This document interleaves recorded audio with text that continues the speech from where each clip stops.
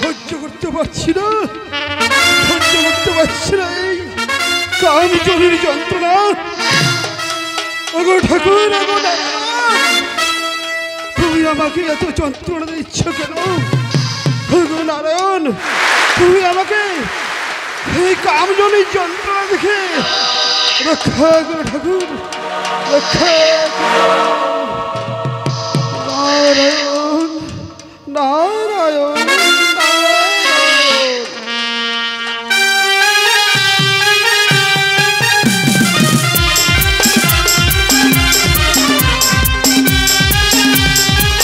উলুধ্বনি উলুধ্বনি উলুধ্বনি, কালে নাগিনী, কালে নাগিনী। কার এত বড় স্পর্ধা যে আমার নাম ধরে ডাকে? আমার নাম ধরে তো কেউ ডাকতে পারে না।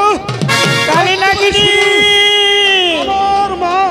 আমি ঘেমে না, তোমায় মা মনসা পদ্মা দেবী স্মরণ করেছে।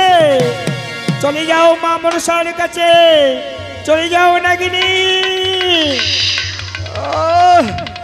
না না, আমি এখানে বেশি বিলম্ব না করে ছুটে যাবো।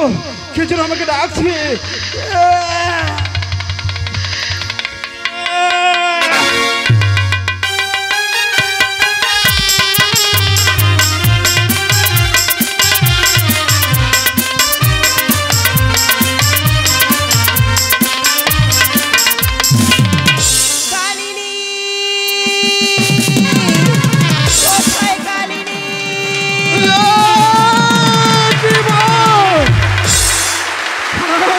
চরণে মাতা, কিবা কারণে আমায় আদেশ করেছো মাতা? কালিনী, আজ তুমি আমার ডাকে সাড়া দিয়েছো কালিনী। ধন্য আমি কালিনী, একমাত্র তুমি আমার সন্তান, তাই তোমাকে ডাকার কারণ রয়েছে কালিনী। এমন কি কারণ রয়েছে মা? হৃদয়ের প্রদারিতা সাঁওতালি পর্বতে বাঁধেছিল হোমেন্দ্র ঘর ঈশ্বরী করে সুতার সঞ্চার। সেই সুতার সঞ্চার প্রবেশ করে লক্ষ্মীন্দরকে ধ্বংস। কি বলছো মা? ওগো মাতা, সে যে সুতার সঞ্চার, সেখানে আমি কিভাবে প্রবেশ করব? কালিনী, তা তুমি চিন্তা করো না। এই মুহূর্তে তোমার শরীরখানে আমি সুতার বান্ধা করে দিলাম। ঠিক আছে মা।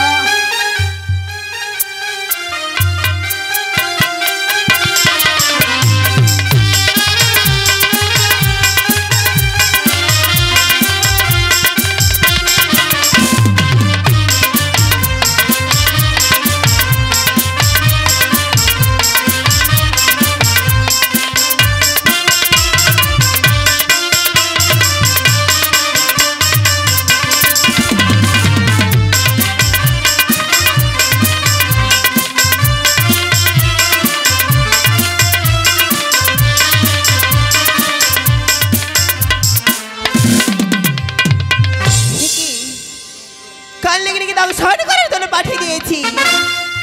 হিড়িকে দেখতে 3 পহরাত্রী কেটে গেছে, মাত্র 1 পহরাত্রী বাকি। হিরা না না না, হিবে হলে লক্ষ্মী লোহবাস করে এখনো জাগিয়ে আছি। তাই কি করি, কি করে ধ্বংসহানি করবে কালিনী? ওই তো রয়েছে নিদ্রাণী। এই মুহূর্তে নিদ্রাণীকে স্মরণ করবো। কোথায় নিদ্রাণী? প্রণাম মাতা, আমায় কেন স্মরণ করেছি? দেখো নিদ্রাণী, তোমাকে ডাকার কারণ রয়েছি। এই মুহূর্তে যাও চম্পকনগরে, তুমি ধুকরি নিদ্রা দাও। কি বলছো মাতা? বলো মাতা, ওই চম্পকনগরে আমি এমন কি নিদ্রা দেব? আচ্ছা বলো তো, তোমার কাছে কি কি নিদ্রা রয়েছে? আমার কাছে একটি জম নিদ্রা আর একটি কাল নিদ্রা। না না না, জম নিদ্রা দিলে চলবে না। তুমি যাও সেই সাঁওতালি পর্বতে গিয়ে কাল নিদ্রা দাও। বেশ মাতা, প্রণাম মাতা। গল্লায় না খাও। ওরে দর্পদারি চাঁদ, তুই কি ভেবেছিস আজ আমি লক্ষ্মীধরকে দংশন করতে পারবো না?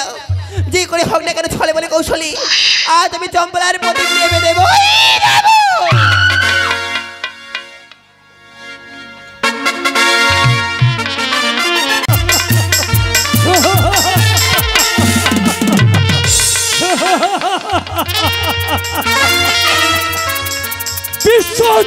অধিপতি যমরাজ আমার নাম। আমার কাছে কোন জীবের নাহি পরিত্রাণ।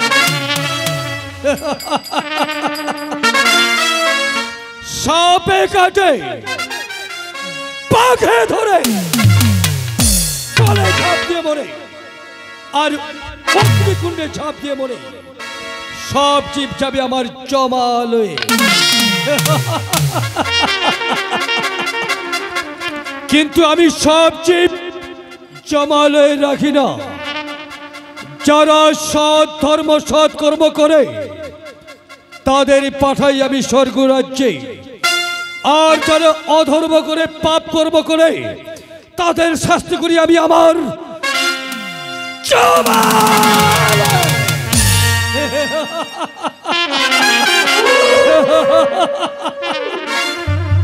কিন্তু আজ প্রায় 7 দিন গত হতে চলল, আমার এই জমালে জীব আসছে না কেন?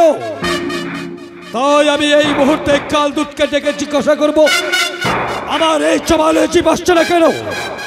কোথায় কালদূত?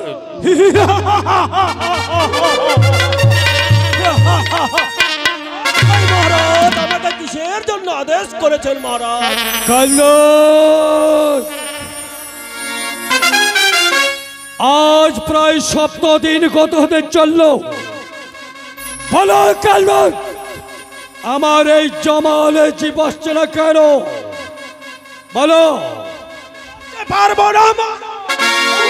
তুমি জানো না? না, জানি না। জানো না? জানো না?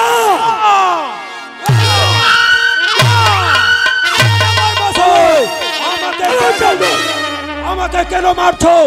তুমি তো হিসাবের খাতা জমা দিয়েছো ওই চিত্রগুপ্তর কাছে। হিসাবের খাতা তো আমি জানি না মহারাজ।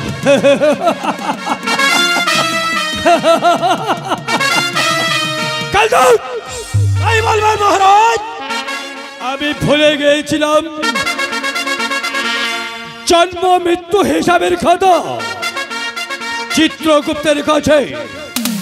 তাই মহারাজ এই মুহূর্তে ছুটে যেতে হবে চিত্রগুপ্তের কাছে। যাও, হিসাবের খাতা নিয়ে এসো। কিন্তু কালদূত, তাই বলবেন? তোমার একটা পান নেংরা হয়েছে কি করে? আমি এক জীবাত্মা আনতে গেছিলাম, সে জীবাত্মা আনতে পারিনি। সে জীবাত্মা আনতে আনতে আমার হঠাৎ রাস্তায় দুর্ঘটনা হয়ে সে পা আমার নষ্ট হয়ে গেছে মহারাজ।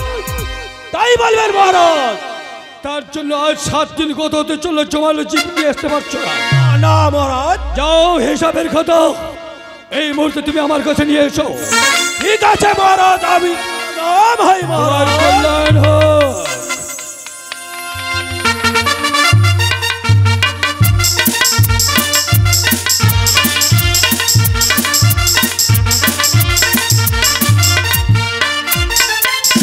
এই বলেছে মহারাজ, এই যে হিসাবের খাতা আপনি নিয়ে নেন মহারাজ।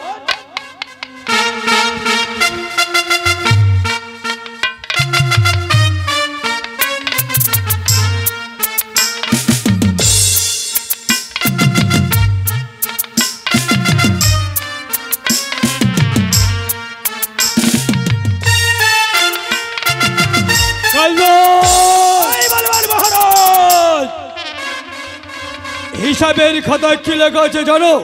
আমি জানি না, বলো মহারাজ। কালদূত, হিসাবের খাতায় লেখা আছে কাল ওই রাত্রি চম্পকনগরের অধিপতি চাঁদ সদাগরের 7ম পুত্র লক্ষিন্দরের সর্পাঘাতে মৃত্যু।